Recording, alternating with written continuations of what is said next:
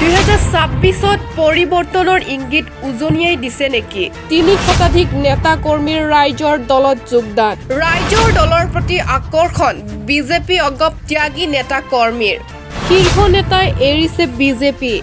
অসম গণ পৰিষদৰ ত্যাগ শীৰ্ষ নেতাৰ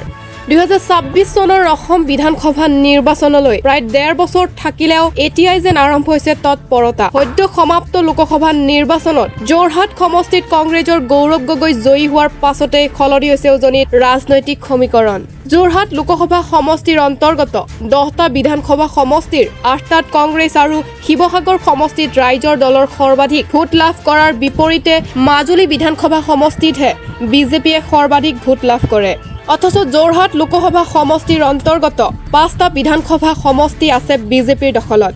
আৰু এটা সমষ্টি আছে বিজেপি মিত্ৰজোঁট চৰকাৰৰ অংশীদাৰী দল অসম গণ পৰিষদৰ দখলত সেয়ে নিৰ্বাচনৰ ফলাফল ঘোষণাৰ পাছতে উজনিত ৰাজনৈতিক পৰিৱৰ্তনৰ ইংগিত পোৱা গৈছে বৃহস্পতিবাৰে শিৱসাগৰ জিলা বিজেপিৰ প্ৰাক্তন সভাপতি ডক্টৰ ভৱেন্দ্ৰনাথ মোহন আৰু শদিয়া জিলা বিজেপিৰ প্ৰাক্তন সভাপতি তথা বৰ্তমানৰ ধেমাজি জিলা বিজেপিৰ নেতা যুধিষ্ঠিৰ গগৈয়ে দল ত্যাগ কৰে দলৰ নেতৃত্বৰ কাম কাজত অসন্তুষ্টি হৈয়ে উজনিৰ দুয়োগৰাকী কৰে বিজেপি ত্যাগ উজনি অসমৰ আহোম সম্প্ৰদায়ৰ এই দুয়োগৰাকী নেতাৰ দল ত্যাগ বিজেপিৰ বাবে বৃহৎ ক্ষতি বুলি বিবেচিত হৈছে অখিল গগৈৰ দাবী ডক্টৰ ভৱেন্দ্ৰনাথ মোহন আৰু যুধিষ্ঠিৰ গগৈয়ে ৰাইজৰ দলত যোগদানৰ বাবে যোগাযোগ কৰিছে আৰু কয় শীঘ্ৰে বিজেপিৰ এটা বৃহৎ দলে ৰাইজৰ দলত যোগদান কৰিব ইপিনে উজনিত বিজেপিৰ সমান্তৰালকৈ অসম গণ পৰিষদতো সহনীয়াৰ সৃষ্টি হৈছে বিলুপ্ত আমগুৰি সমষ্টিত গৰাখহিল অসম গণ পৰিষদৰ 3 শতাধিক নেতা কৰ্মীৰ ৰাইজৰ দলত যোগদান বৰ্তমান শিৱসাগৰ বিধানসভা সমষ্টিৰ অন্তৰ্গত